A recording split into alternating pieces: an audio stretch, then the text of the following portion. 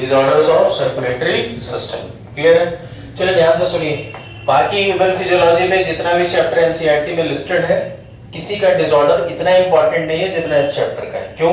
क्योंकि एक तो नंबर ज्यादा है और दूसरा कंफ्यूजिंग है। नहीं, सारा वर्ड्स आपस में ओवरलैप करता हुआ तुमको फील होगा, तो थोड़ा सा डिफरेंशिएट करना मुश्किल होता है, इसलिए ध्यान से समझिएगा। ठीक है, चलो ध्यान से सुनो। सबसे पहले हम क्या कर रहे हैं कि एकदम फंडामेंटल पे बात करेंगे। तो पहले हम एक कंडीशन मेंशन कर रहे हैं, ध्यान से सुनना सब लोग। Condition is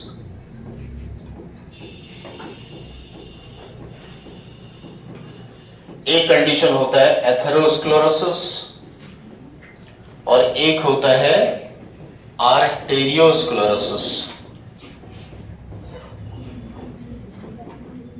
atherosclerosis and arteriosclerosis. Clear है? चलो एकदम ध्यान से सुनना, वेरी इंपॉर्टेंट और बड़ा मजेदार सा। सुनो, बोले ये क्या है, जैसे ये मान लो एक आर्टरी, बहुत ध्यान से, दिस इज आर्टरी।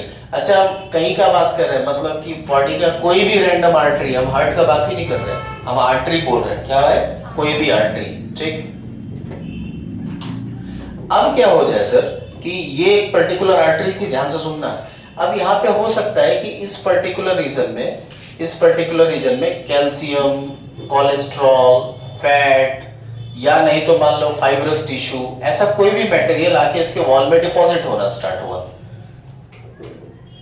इस आर्टरी की वॉल में कैल्शियम, कोलेस्ट्रॉल, फैट्स या फिर कोई फाइब्रस टिश्यू आके डिपॉजिट हो गई। ठीक, तो इससे क्या हुआ?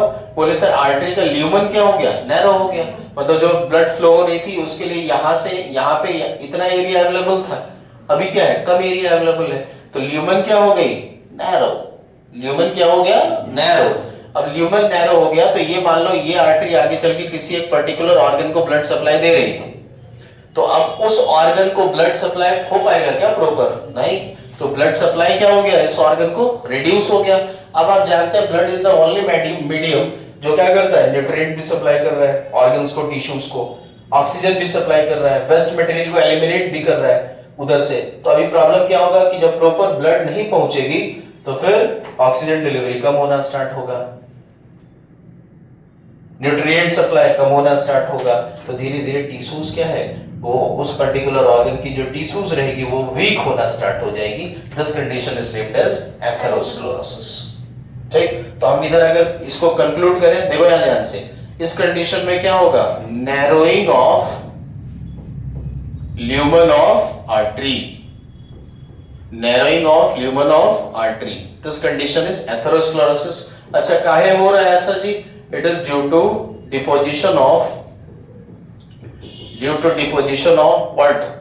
Due to deposition of calcium, fat, इसलिए बोलते हैं ज्यादा ऑयल नहीं खाना चाहिए, कोलेस्ट्रॉल, फाइब्रस टिश्यू एटसेट्रा। तो जनरली तो ये 4 फैक्टर बनता है जिसकी वजह से होता है। ठीक, तो अब ये सारी चीजें, ये ल्यूमन कैसा हो रहा है? नैरो। अब ये इसकी वजह से क्या हो रहा है बताओ? बोले blood supply reduces. Blood supply क्या हो गया? रिड्यूसेस। किसको? जिस भी पर्टिकुलर ऑर्गन को ये आर्टरी ब्लड सप्लाई कर रही थी उसको सप्लाई क्या हो गया? कम हो गया। क्लियर? अब आते हैं इधर आर्टेरियोस्क्लेरोसिस। देखो ये क्या है, अभी तुम एक बात किया था क्या कि सर ओल्ड इंडिविजुअल के अंदर क्या हो जाता है? बताओ। ओल्ड इंडिविजुअल के अंदर आर्टरी की जो वॉल है उसका हार्डनिंग होना स्टार्ट होता है। बोला ना अभी, इलास्टिसिटी क्या हो जाएगी? रिड्यूस हो जाती है। ऐसा कंडीशन अभी बात कर रहे थे आप। तो अभी क्या हो कि सर अभी उतना एज नहीं हुआ है, और एज से पहले ही क्या हो जाए अगर आर्टरी की वॉल हार्ड होने लग जाए। ध्यान से सुनिए क्या बोल रहे हैं हम आपसे।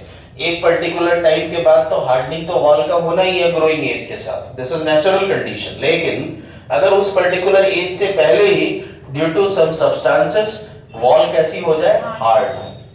तो वॉल हार्ड हो जाएगा तो इलास्टिसिटी क्या हो जाएगी? कम।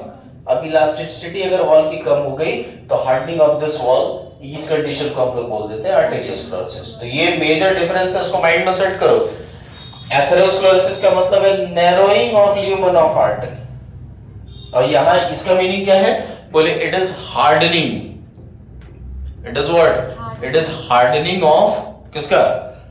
Wall of artery, it is hardening of wall of artery. अब हार्डनिंग क्यों हो सकता है सर? बोले due to deposition of calcium salts along with cholesterol।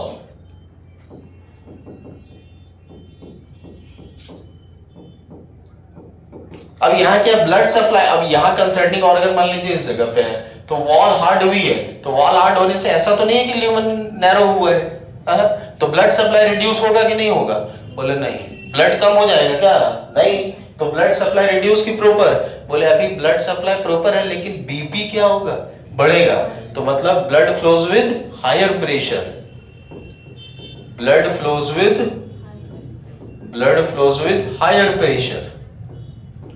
और ब्लड अगर हायर प्रेशर से फ्लो होगी तो सुनो सर, एक चांस बनता है फिर कि अगर जरूरत से ज्यादा प्रेशर वॉल पे एक्सर्ट होगी फ्लोइंग ब्लड की वजह से, और वॉल तो एकदम हार्ड हो गया, इलास्टिसिटी वाली प्रॉपर्टी एकदम लॉस्ट, तो अब लॉस्ट हो गया है, तो there would be the rupture of this wall due to this pressure. तो यहाँ क्या हो सकता है? क्या हो सकता है? Rupture of wall of artery. और आप जानते हैं कि अगर वॉल रप्चर हो गई then it becomes the case of what?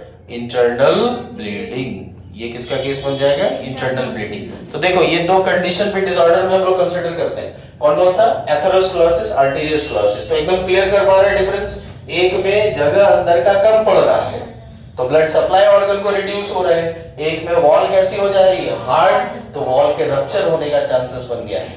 समझ गए बात को?